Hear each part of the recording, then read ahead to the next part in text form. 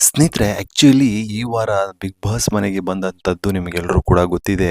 ಅದೇ ನಮ್ಮ ರಕ್ಷಿತಾ ಶೆಟ್ಟಿ. ಎಸ್ ರಕ್ಷಿತಾ ಶೆಟ್ಟಿ ಒಳಗಡೆ ಬಂದಾಗ ನಿಜವಾಗ್ಲೂನು ನಾವು ಯಾವ ರೀತಿ ಅನ್ಕೋಬಿಟ್ವಿ ಅಂದರೆ, ಯಪ್ಪಾ!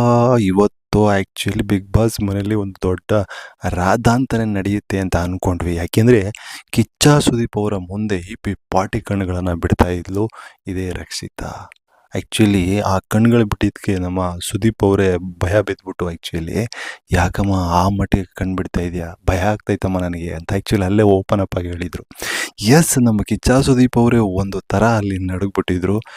ಆಕೆಗೆ ಒಂದು ಕೋಪ ಇತ್ತು. ಏನು ಅಂದರೆ, ಬಿಗ್ ಬಾಸ್ ಮನೇಲಿ ನನ್ನನ್ನು ಬಂದ ಬರೀ 6 ಗಂಟೆಗೇ ಕಳಿಸ್ಬಿಟ್ರಲ್ಲ, ನನ್ನನ್ನು ಎಲಿಮಿನೇಷನ್ ಮಾಡಿ, ಸರಿಯಿಲ್ಲ ಹಾಗೆ ಹೀಗೆ ಅಂತ ಅಂದ್ಬಿಟ್ಟು ಸಿಕ್ಕಾಪಟ್ಟೆ ಕೋಪ ಇತ್ತು. ಯಾರು ಕಳಿಸಿದ್ರು ಅವರ ಮೇಲೆ. ಆ್ಯಕ್ಚುಲಿ ನೀವು ನೋಡಿರ್ಬೋದು, ಕಿಚ್ಚ ಸುದೀಪ್ ಅವರು ಒಳಗಡೆ ಕಳಿಸ್ತಾರೆ ಆಕೆನ.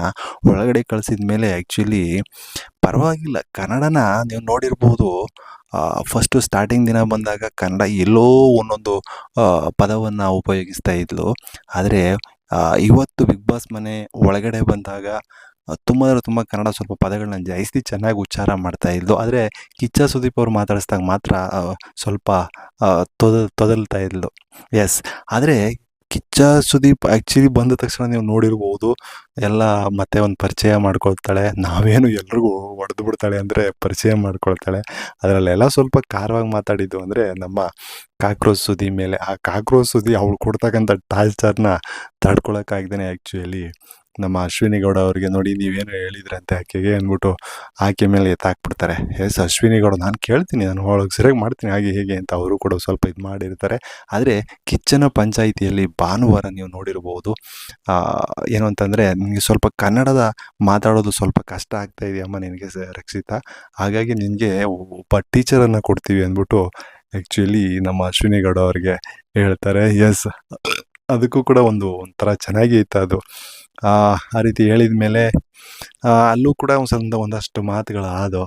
ಆದರೆ ನಿಜವಾಗ್ಲೂ ರಕ್ಷಿತಾ ಅವರು ಒಳಗಡೆಗೆ ಬಂದರು. ನಾಳೆಯಿಂದ ಹೇಗಿರ್ತಾರೆ ಏನೋ ಗೊತ್ತಿಲ್ಲ. ಯಾಕೆಂತಂದರೆ ನೋಡಬೇಕು ಅವ್ರು ಯಾವ ರೀತಿ ಇರ್ತಾರೆ ನಾಳೆಯಿಂದ.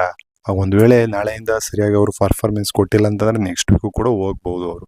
ಹಾಗೆ ಈ ವಾರ ಆ್ಯಕ್ಚುಲಿ ಕಿಚ್ಚನ ಪಂಚಾಯಿತಿಯಲ್ಲಿ ಇಬ್ಬರನ್ನು ಹೊರಗಡೆ ಕಳಿಸಿದ್ರು. ನಿಮಗೆ ಗೊತ್ತಿದೆ, ಒಬ್ಬರು ಕರಿಬಸಪ್ಪ ಅವರು, ಇನ್ನೊಬ್ಬರು ಅಮಿತ್ ಪವರ್ ಅವರು. ಎಸ್, ಅಮಿತ್ ಪವರ್ ಅವರು ನನ್ನ ಪ್ರಕಾರ, ಯಾರು ಅವರು ರೇಡಿಯೋ ಜೋಕಿ ಆಗಿದ್ದವರು ಇದರಲ್ಲಿ ಮಿರ್ಚಿಲಿ. ಎಸ್ ಆಯಿತಾ, RJ ಆಗಿದ್ದವರು.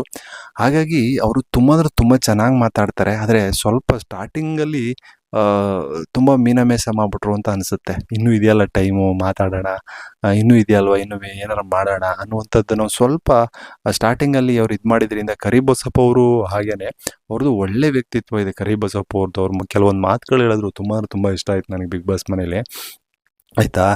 ಹಾಗಾಗಿ ವ್ಯಕ್ತಿತ್ವ ಚೆನ್ನಾಗಿದೆ. ಆದರೆ ಈ ಒಂದು ಬಿಗ್ ಬಾಸ್ ಮನೆನ ಉಪಯೋಗಿಸ್ಕೋಕೆ ಬಂದಿಲ್ಲ ಕರಿಬಸಪ್ಪ ಅವ್ರಿಗೆ. ಹಾಗೆ ಅಮಿತ್ ಅವ್ರಿಗೂ ಆ ಮಟ್ಟಿಗೆ ಉಪಯೋಗಿಸ್ಕೊಳ್ಳೋಕೆ ಬಂದಿಲ್ಲ. ಉಪಯೋಗಿಸ್ಕೊಂಡಿದ್ರೆ ನಿಜವಾಗ್ಲೂ ಇವತ್ತು ಅವರು ಒಳಗಡೆ ಇರ್ತಾಯಿದ್ರು, ಬೇರೆಯವರು ಹೊರಗಡೆ ಇರ್ತಾಯಿದ್ರು, ಆಯಿತಾ.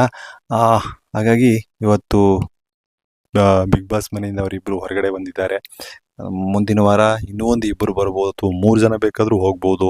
3ನೇ ವೀಕು ಇನ್ನೂ ಸುಮಾರು ಜನ ಹೋಗ್ಬೋದು. ನನ್ನ ಪ್ರಕಾರ ಏನು 19 ಜನ ಬಂದಿದ್ರು ಸ್ಟಾರ್ಟಿಂಗಲ್ಲಿ, ಅದರಲ್ಲಿ ಬರೋಬ್ಬರಿ ಇಲ್ಲಾಂದ್ರೆ ಒಂದು 10 ಜನ ಆದರೂ ಹೊರಗಡೆ ಹೋಗ್ತಾರೆ.